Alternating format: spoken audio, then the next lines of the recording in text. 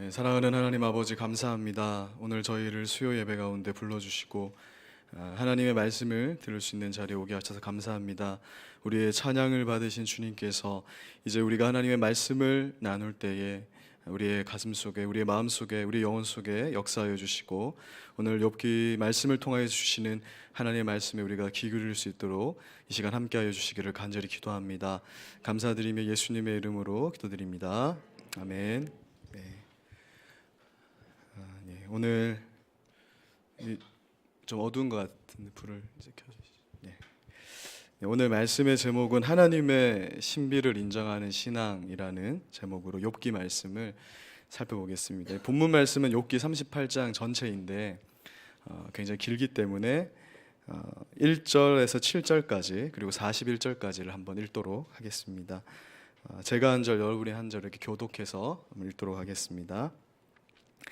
그때 여호와께서 폭풍우 가운데에서 욥에게 말씀하여 이르시되 너는 대장부처럼 허리를 묶고 내가 내게 묻는 것을 대답할지니라.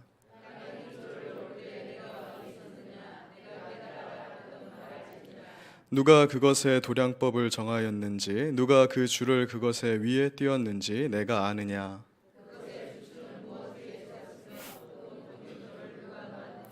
그때 새벽별들이 기뻐 노래하며 하나님의 아들들이 다 기뻐 소리를 질렀느니라.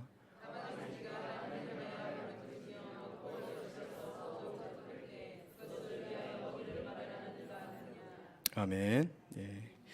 이 욥기는 성경 중에서도 가장 읽기가 쉽지 않은 그런 난해한 책입니다. 그래서 무엇을 도대체 말하려고 하는지 혼자 읽어서는 그 메시지를 제대로 파악하는 것이 쉽지 않은 것이 욥기인데요. 아마 신약에서는 요한계시록이 그러한 책이라면 구약에는 욥기가 굉장히 읽기가 쉽지 않은 책이라고 할 수 있습니다.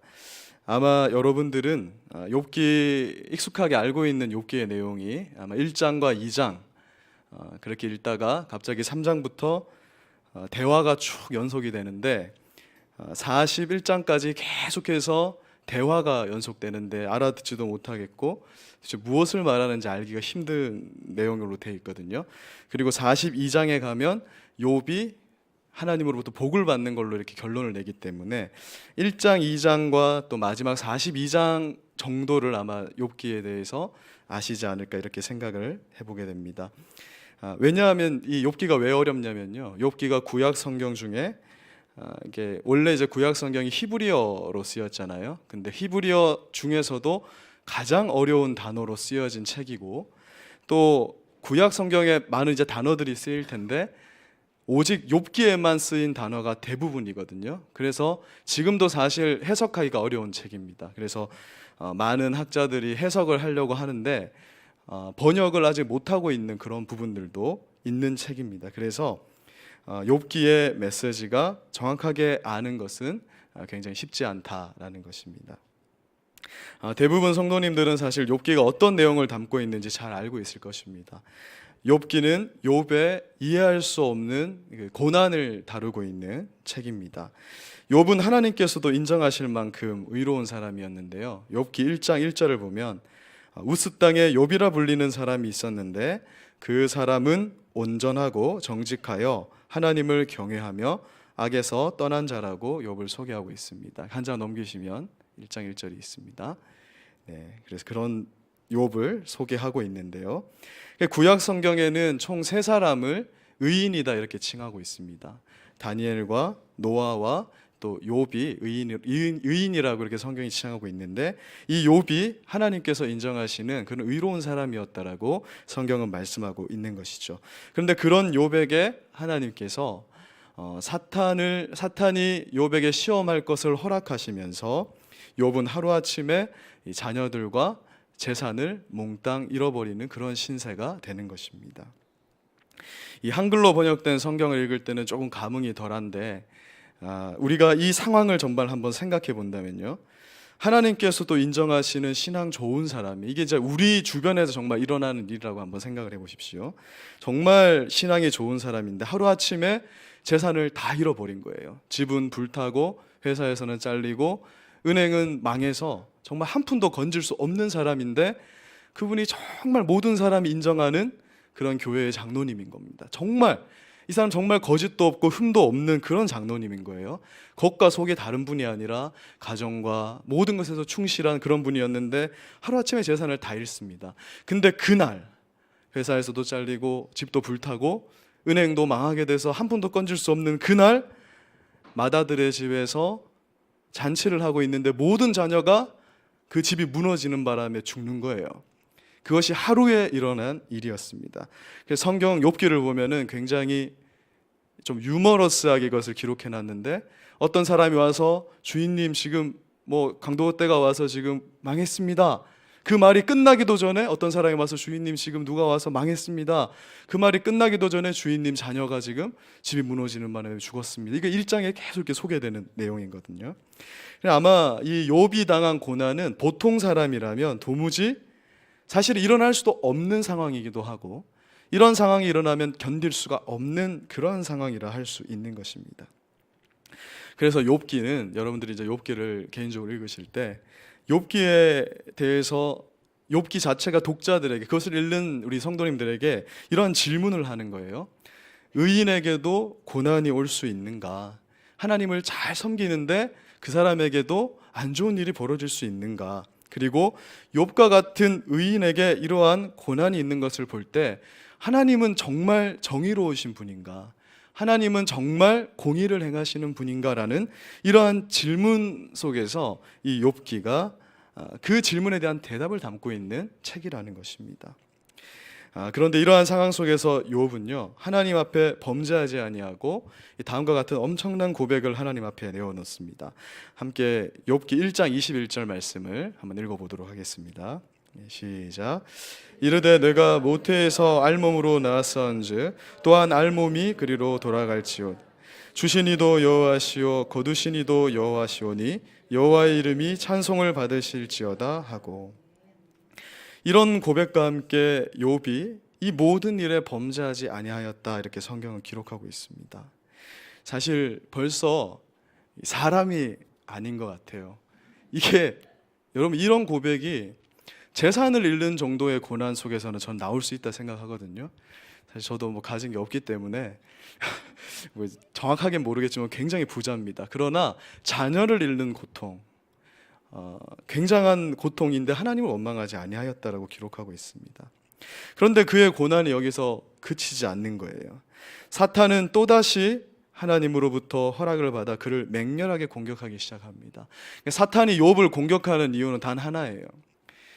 욥이 저렇게 의로운 이유는 하나님이 복을 주니까 제가 저렇게 하는 거다 이렇게 생각을 하는 겁니다. 그걸로 공격하는 거죠. 하나님이 아니다, 네가 마음껏 시험해봐라 하면서 이제 욥에게는 어떠한 고난이 오냐면 자신의 건강마저도 잃게 되는 고난이 임하게 되는 것입니다.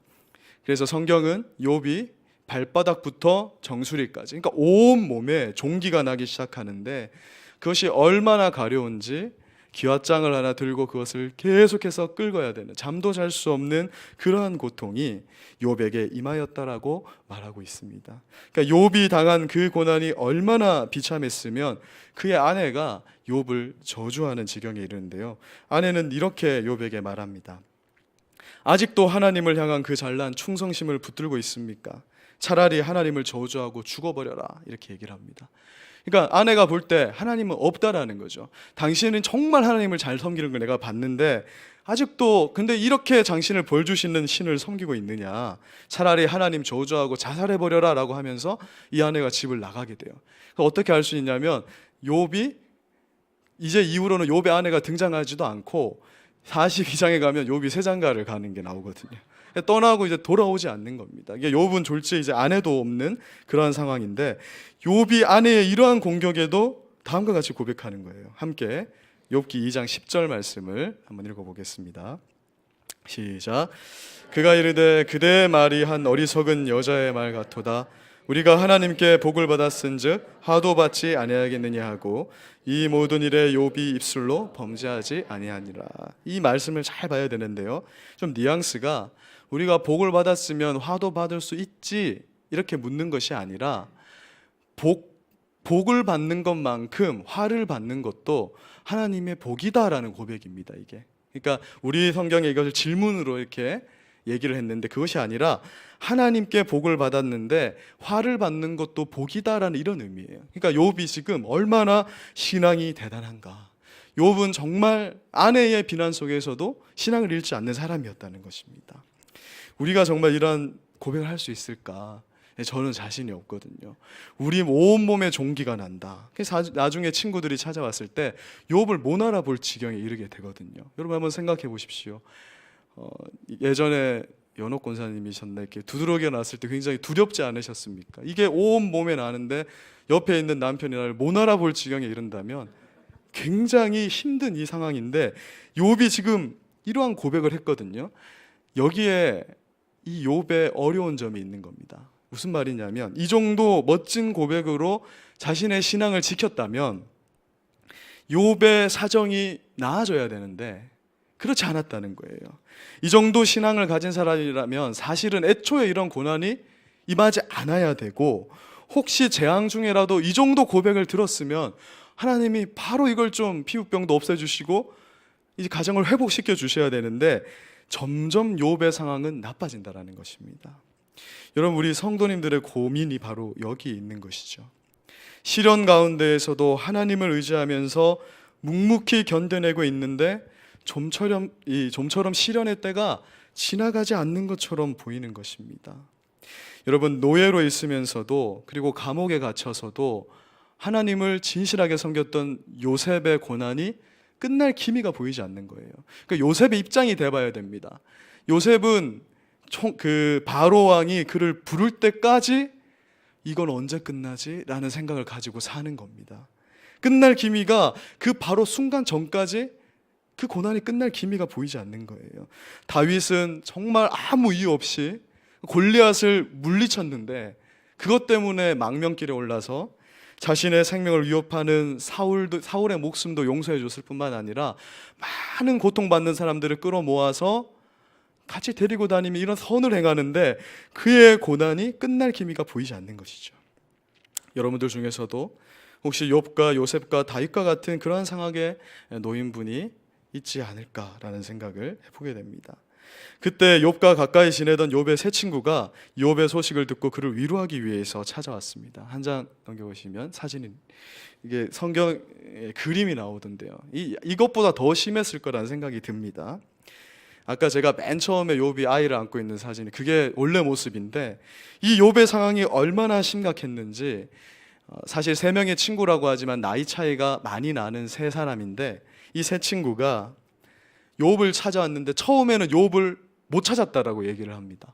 성경의 3장에 보면 욥이 못 알아보더라. 그런데 이 욥을 발견하고는 이 세 친구들이 7일 동안 같이 있었는데 단 한마디도 붙이지 못하는 거예요. 말을 붙이지 못하는 거예요. 위로를 하고자 찾아왔는데 7일 동안 아무런 말도 할 수 없었다라고 성경은 기록하고 있습니다.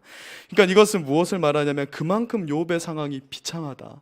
비참한 것도 그냥 비참한 것이 아니라 아마 이 당시에 살고 있는 사람 중에 가장 비참한 사람이 욥이 아니었을까. 그것을 지금 말하고 있는 것입니다. 이제 욥에게서는 하나님의 주셨던 그 영광의 모습을 하나도 찾을 수가 없는 지경에 이르게 된 것입니다. 이렇게 많은 고난 중에서 버티고 버티던 욥이 이제 자신의 생일을 저주하게 이릅니다. 생일을 저주한다라는 것은 차라리 안 태어났으면 좋았을 텐데 이렇게 생각하는 거예요. 차라리 태어나지 않았으면 좋았을 텐데 하나님이 계신 걸 알겠다. 욥의 신앙이 그걸 말해줍니다.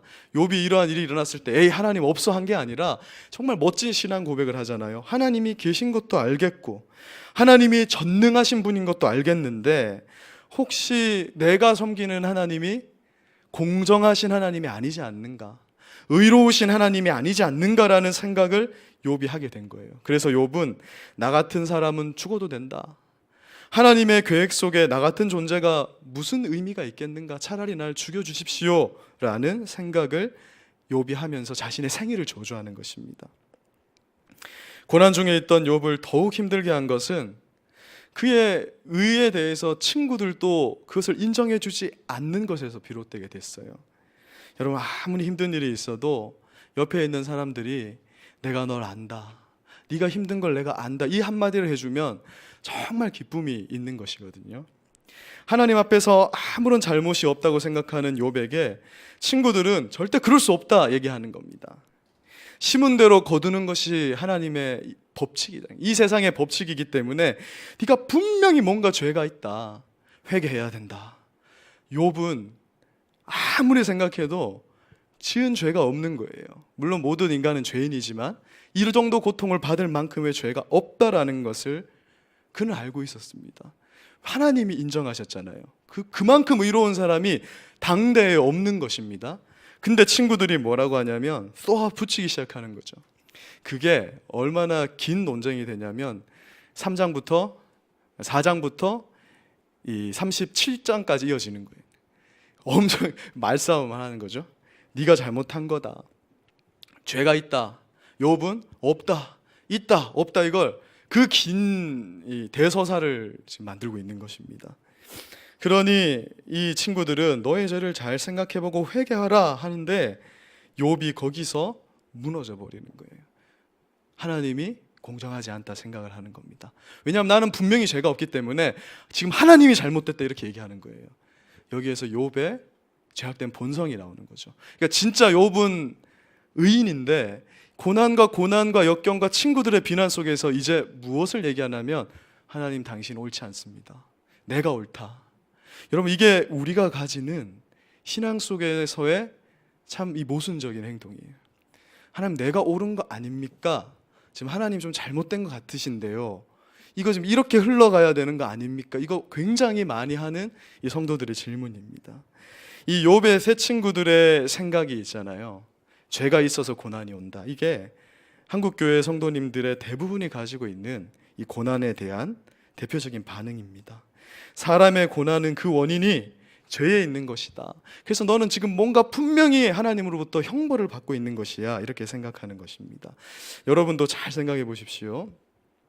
차를 타고 가다가 접촉사고가 난 거예요. 근데 자기가 이렇게 폰을 하다가 접촉사고가 났는데 순간적으로 딱 들어오는 생각이 하나님 나한테 왜 이러시지? 내가 뭐 잘못한 거 있나? 자, 이런 경험을 많이 하십니다. 그리고 한여름인데 감기에 걸린 거예요. 에어컨 틀어놓고 자서. 근데 그 다음날 새벽 기도하면서 생각합니다. 내가 뭘 잘못해서 한여름에 개도 안 걸리는 감기에 걸리는가.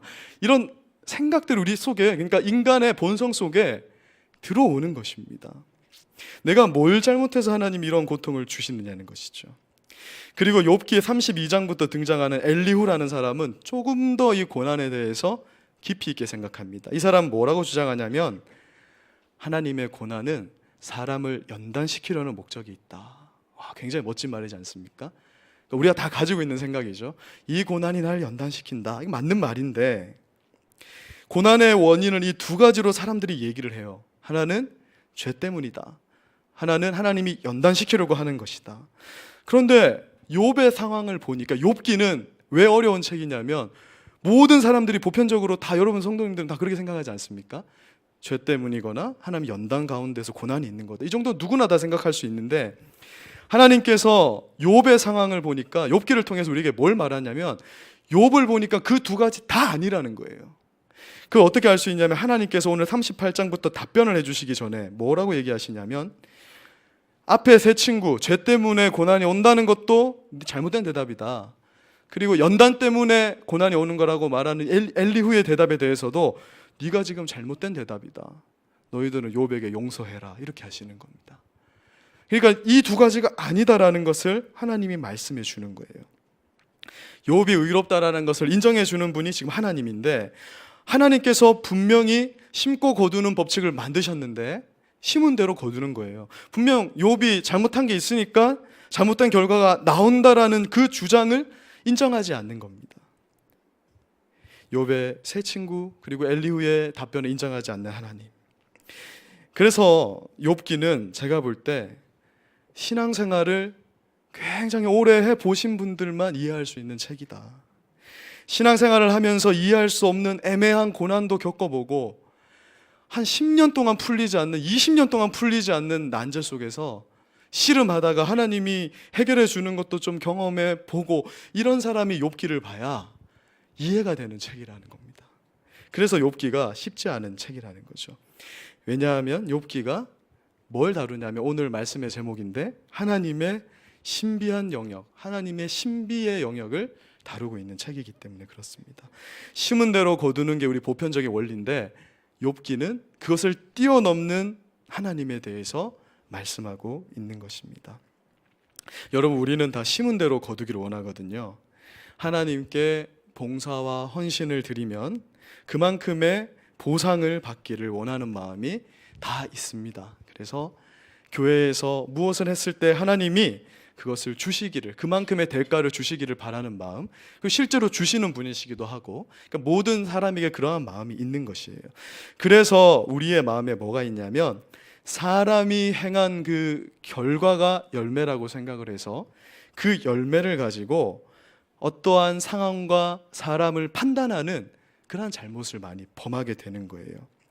물론 틀린 것이 아닙니다. 심은 대로 거두는 법칙은 하나님께서 이 세상을 창조할 때 이 세상을 운영하는 법칙이에요. 착한 사람이 복을 받고 악인이 벌을 받는 것이 분명히 하나님의 질서인데 그것이 안 이루어지는 것처럼 보이는 게 문제라는 것이죠. 사도 바울도 갈라디아서 6장 7절에서 심은 대로 거두는 원리에 대해서 말씀했습니다. 그런데 정작 우리 다 알겠지만 바울의 삶이 어떠했습니까?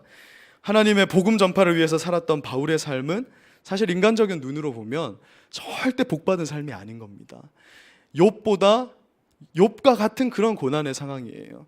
분명히 하나님 위해서 열심히 사는데 유대인들과 믿지 않는 이방인들로부터 비난을 받고 돌에 맞아서 거의 죽을 뻔하고 자기는 엄청난 능력을, 성령의 능력을 베풀어서 많은 사람의 병을 고쳐주는데 정작 자신은 눈에 있는 질병 하나를 고치지 못해서 하나님께 3번 기도를 하는데 하나님이 네 은혜가 족하다, 너는 안 고치고 살아라는 답변을 듣는 게 바울의 모습이었어요.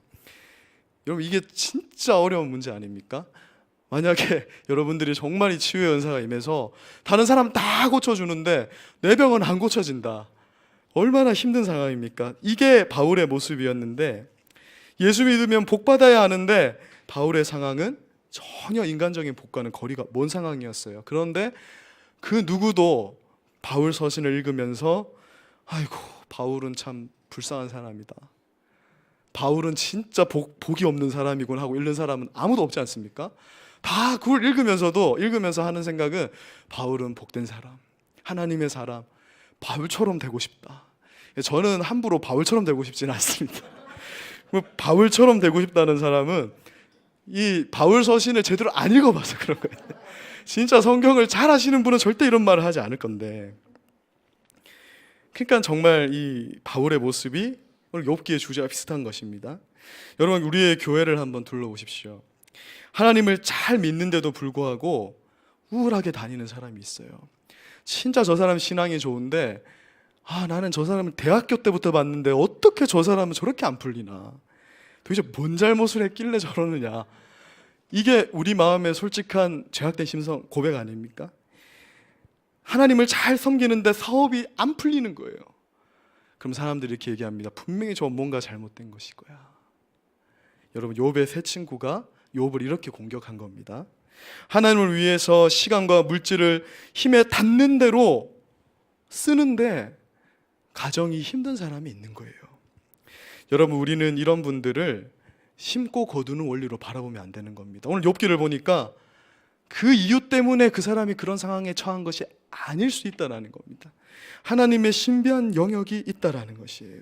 그래서 우리는 함부로 수근수근해서는 안 된다는 거죠. 그래서 성경은 수근수근하는 것이 죄이다, 너희가 수근수근하면 안 된다, 하나님이 지금 어떤 사람에게 어떤 과정을 통해서 어떤 방법으로 그 사람을 지금 만들어가고 있는지, 거기에 하나님이 정말 어떤 깊은 뜻이 있는지 사람은 완벽하게 알 수 없다라는 것입니다. 그러므로 교회에서 욥과 같이 힘겹게 이 과정을 거치고 있는 사람들에게 수근수근해서 안 되고 함부로 말해서는 안 되는 거예요. 그것은 하나님과 그 사람만 아는, 어쩌면 그 사람도 모르는 그러한 문제일 수 있다는 것입니다. 이러한 심오한 내용을 담고 있는 게 이 욥기인 것입니다. 그래서 욥기는 성숙한 신앙인을 위한 책이다. 신자들에게 임하는 이해할 수 없는 고난에 대한 깊은 생각을 하게 하는 겁니다. 죄 때문에 오는 고난, 또 연단을 위해서 오는 고난을 뛰어넘는 하나님의 그 신비한 어떠한 세계가 있다라는 것을 욥기가 가르쳐주고 있는 것입니다. 여러분, 욥도 보응의 원리를 주장하는 사람이에요. 욥이 왜 자꾸 지금 하나님 앞에 항변하냐면, 나는 죄진 게 없는 거 하나님 아시잖아요, 이렇게 얘기하는 겁니다. 여러분, 시편에도 그러한 시들이 많이 있거든요. 나는 분명히 의롭게 살았는데 옆에 있는 악인이 잘 되는 겁니다. 그래서 탄식하는 시들이 넘쳐나죠. 다윗이 주로 그런 시를 많이 지었습니다. 저 나쁜 놈들은 잘 돼요. 저 나쁜 놈들은 잘 사는 것 같은데 나는 착한 일 많이 하잖아요, 하나님. 이 정말 이 환난 맞은 자들, 그 엄청난 숫자들을 데리고 다니면서 먹이는데 고생하는 게 다윗이거든요. 하나님 도대체 왜 안 풀리는 겁니까? 욥도 그 세계를 모르는 겁니다. 왜냐하면 욥이 살았던 시기에 욥기라는 책이 없었기 때문에 그렇습니다. 그러니까 욥이 하나님께 질문하는 것이죠. 하나님, 혹시 당신께서 이 심고 거두는 보응의 원리를 만들어 놓으신 다음에 지금 제대로 적용하지 않는 거 아닙니까? 지금 혹시 하나님 전능하신 건 내가 알겠는데 하나님 공의롭지 않으신 분은 아니십니까? 그냥 지켜만 보고 있는 것은 아니십니까?를 묻는 것입니다. 시편의 저자들과 구약의 선지자들이 다 이런 의문을 가졌어요. 하박국 선지자, 우리가 이제 공부할 때 호박국 먹고 힘내서 하나님하고 싸운 하박국 선지자가 도대체 의인은 갈수록 힘들게 살고, 여러분 하박국이라는 책 자체가 그걸 얘기하는 거예요. 의인은 갈수록 힘들게 사는데 악인들은 잘 되는 겁니다. 바벨론이라는 악의 제국이 잘 되는 거예요. 여러분, 하박국과 같은 이러한 고민을 우리 일제시대 때 많은 기독교인들이 했을 겁니다. 일본 놈들 진짜 나쁜 놈들인데 패망의 날이 보이지 않고 갈수록 잘 되는 거예요. 근데 하나님을 믿는 우리는 왜 이렇습니까? 라는 이 질문이 욥기의 주요한 주제라는 것이죠. 이제 욥기 38장을 보십시오. 하나님이 만드신 이 보응의 원리가 왜 제대로 시행되지 않습니까? 하나님 공의롭지 않습니까? 라는 질문에 대해서 하나님이 오늘 읽은 이 38장에 대답을 하시는 거예요. 그냥 읽으면 완전 동문서답을 하고 계시는 거죠. 하나님이 지금 하나님 만드신 세상을 자랑하는가? 뭐라고 지금 답변을 하시냐면, 땅에 기초를 놓을 때 네가 어디 있었느냐? 여러분, 여기에 대답할 수 있는 사람 아무도 없잖아요. 아담도 없었기 때문에 하나님 질문을 합니다. 파도의 경계를 만든 사람이 누구냐? 바다가 다 경계가 있어가지고 밀물 때 그만큼 오고 썰말 때 저만큼 오는데 석장동까지 파도가 안 오잖아요. 하나님 그 질문하는 거예요. 그걸 누가 그 경계를 만들었느냐 질문을 하는 겁니다. 그리고 유명한 말씀이죠. 사람이 돌보지 않는 들짐승들이 있어요. 무질서한 것 같습니다. 사람이 키우는 가축은 질서가 있잖아요. 우리 부모사님 키우시는 닭들은 질서가 있습니다. 바운더리가 있고 밥을 주시고 키우는데, 근데 사람이 돌보지 않는 저 고란이라든지 이따금씩 막 너구리도 내려오고 이런 것도 누가 키우냐는 거죠. 한 번씩 교회에 쥐가 오는데 누가 키우는 사람도 없는데 걔들은 번식도 잘하고 누가 돌보느냐? 까마귀를 누가 먹이느냐는 겁니다. 여러분, 이게 까마귀가 왜 나오냐면, 까마귀는 자기 새끼를 잘 돌보지 않는 대표적인 조류거든요. 그래서 하나님이 묻는 거예요. 까마귀 새끼가 울부짖을 때 어미가 안 갖다 주는 거예요, 먹이를. 근데 제가 어느 날 보니까 자라가지고 날아다니니까 그 질문을 하는 거, 하나님이. 그 까마귀를 누가 돌보고 키우느냐? 이 질문에 욥은 모릅니다라고 대답할 수밖에 없습니다. 단 하나도 대답할 수 없는 질문들만 하시는데 38장부터 총 몇 개의 질문을 하시냐면, 제가 살려보니까 대충 한 90여 가지의 질문을 하시는 겁니다. 근데 그 90가지 중에 단 하나도 대답할 수가 없는 게 욥의 상황입니다, 지금. 그러니까 이건 무엇을 말하냐면, 하나님이 지금 동문서답을 하시는 것이 아니라 하나님의 세계는 네가 대답할 수 없는 것들이 이렇게 많다. 네가 지금 나한테 지금 막 항변을 하는데 그 괜찮다. 하나님 다 받아주시거든요. 여러분, 시편의 기도가 전부 다 불평불만 해놓은 거예요. 하나님이 막 불평불 하나님 거 다 받아주시잖아요. 여러분 기도는 꼭 거창하게 안 해도 됩니다. 거룩하신 하나님께 안 해도 그냥 어쩔 때는 그냥 울고 어쩔 때는 하나님한테 원망하고 이게 다 기도입니다. 이 시편의 기도가 그렇거든요. 그런데 그러한 이 항변에 대해서 하나님이 지금 욥에게 뭘 대답하냐면 네가 생각할 때는 무질서한 것 같고 도덕이 없는 것처럼 보이는 이러한 상황도 다 네가 알지 못해서 그렇지 질서가 있고 내가 다 만들어가고 있는 것이다. 이 질문, 이 답변이 38장부터 41장까지 나오는 하나님의 답변의 요약입니다. 여러분들이 이제 읽어보시면 혼자 읽으시면 절대 이걸 찾을 수가 없어요. 왜냐하면은 타조를 누가 키우느냐, 뭐 이상한 독수리는 누가 키우느냐, 뭐 누가 키우게 하나님 키우시겠지. 근데 그 안에 담긴 뭐 이게 의미가 무엇인가? 하나님이 지금 네가 대답할 수 없는 그것을 다 하고 계시듯이 너 지금 고난이고 아무도 대답해 줄 수 없는데 내가 그것을 통해서 하는 일이 있다. 네가 모른다고 해서 없다고 하지 말아라. 그 답변을 해주고 계신 것입니다. 그래서 이 욥기를 보면요, 의인 욥에게 고난을 허락하신 하나님이 마치 비도덕적이고 무도덕한 분으로 보이는데 결론은 하나님은 그런 분이 아니라는 것. 근데 그것이 신비한 것이다 라는 게 답변입니다. 신비한 거예요. 이 세상이 운영되는 원리가 딱딱 맞아떨어지는 게 아니라 다 신비 속에 있다라는 겁니다. 탕자의 비유 속에서 아버지가 등장하잖아요. 근데 아버지의 모습이 굉장히 부도덕하게 보이잖아요. 왜냐하면 여러분들은 솔직히 자녀가 와서 우리 연호 권사님 소망이가 와가지고 엄마 나 저 아버지 재산 좀 일단 좀 떼주시고 저 나가겠습니다. 나가면 방탕할 게 보이잖아요. 근데 그래 아들아 알겠다 해서 재산 팔아가지고 절반을 주면서 보내겠습니까? 그러니까 이게 우리가 이 비유를 보면 이해가 안 되죠. 하나님 진짜 이상하다. 심지어는 무능력한 하나님으로 보이는 거예요. 그런데 가만히 두는 그 상황이 신비한 상황인 거예요. 그 상황대로 뒀더니 둘째 아들이 울면서 돌아오는 겁니다. 이것이 둘째 아들이 회복되는 이것이 하나님의 신비라는 거예요. 여러분 야곱의 상황도 그렇습니다. 아버지 이삭을 속이고 복이란 복은 다 받고 형도 속이고 도망가가지고 사는, 인간적으로 볼 때 정말 이 야곱은 이상한 애예요.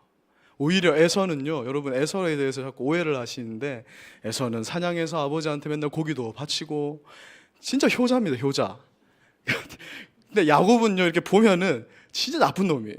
맨날 속이려 하고 얼마나 하나님이 훈련시키는데 힘들면은 아브라함, 이삭, 야곱, 요셉 4명의 족장이 나오는데 가장 긴 스토리가 야곱이에요. 진짜 안 변하는 사람 야곱인데 우리가 생각할 때 왜 하나님이 그런데 도대체 에서를 미워하고 야곱을 사랑하시는가? 하나님이 부도덕하고 비도덕하게 보이는 거잖아요. 그런데 이것이 신비한 상황이라는 겁니다.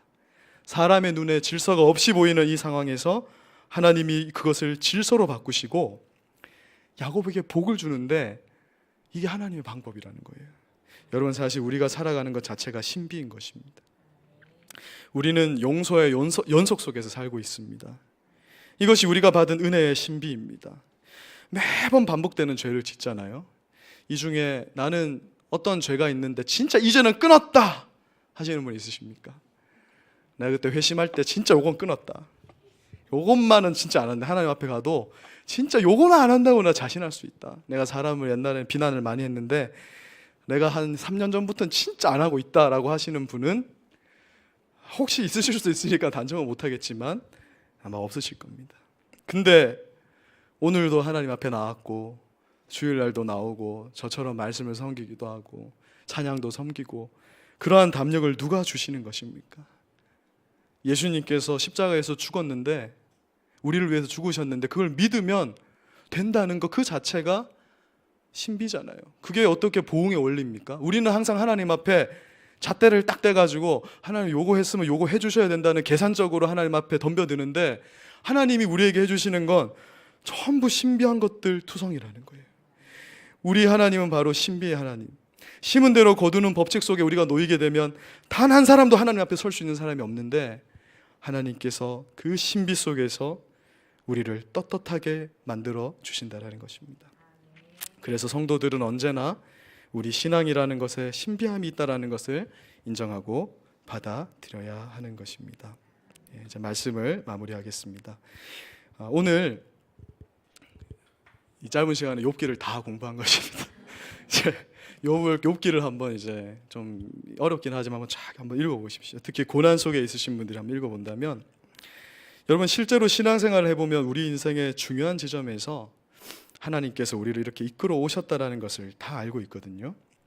이사야서 55장 8, 9절을 보시면 이 55장 8, 9절이 욥기에 대한 마치 해석을 해놓은 것 같아요. 주석 같은 느낌이 듭니다. 하나님의 생각이 사람의 생각과 다르며 하나님의 길은 사람의 길과 다르다.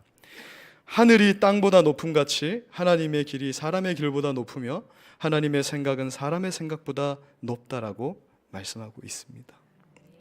많은 부분에서 우리의 기도 응답이 이루어지지만 우리가 생각지도 못하는 그곳에서 또 하나님께서 주시는 은혜가 훨씬 많다는 겁니다. 저는 기도가 너무나 작은데 여러분 그 기도 응답 안 해주는 게 참 싫잖아요. 하나님 좀 빨리 좀 이루어 주시지 하는데, 가만히 생각해 보면 기도하지 않는 부분에서 응답해 주신 하나님의 은혜가 훨씬 더 많습니다. 근데 우리가 그것을 잊고 살기가 쉬운 것이죠. 결론적으로 말하는 이 욥기의 주제가 바로 이것이라는 것입니다. 그래서 우리는 이러한 신앙을 가지면 좋겠습니다. 이해할 수 없는 상황 가운데서도 하나님의 신비를 신뢰하는 것이죠. 온전히 설명될 수 없는 상황 속에서도 하나님을 신뢰하는 것이 진정한 믿음입니다. 여러분, 우리는 많은 참새보다 얼마나 더 귀한가. 욥기 38장 41절에 까마귀 새끼가 하나님을 향하여 부르짖으며 먹을 것이 없어서 허우적거릴 때 그것을 위하여 먹이를 마련하는 이가 누구신가. 예수님께서도 이것을 신약 성서에 가져오셔서 너희가 이 까마귀보다 더 귀한 존재들이다 라고 우리에게 말씀하면서, 그런 이해할 수 없는 고난 가운데 내가 함께 있다, 반드시 이것은 선한 것으로 결론나게 될 것이다, 그렇게 말씀하는 겁니다. 그래서 이런 이제 노래, 나얼이 부른 노래도 있는데요. 폭풍 속의 주님이라는 노래. 폭풍 속에 욥과 하나님이 함께 계시다. 태풍이 부는 그 속에 하나님이 함께 계시다는 그 사실이 우리에게 위로가 되는 것입니다. 네, 지금 이해할 수 없는 그 상황을 역전시키실 하나님을 기대하시면서 하나님을 이렇게 이해하고 인정해 드리는 너그러운 마음이 우리 성도님들에게 필요한 것 같습니다. 그래, 하나님 지금 뜻이 있다, 견뎌내보자. 그러면 그 뒤에 하나님 하실 일이 분명히 있다. 그것이 욥기의 마지막 결론입니다.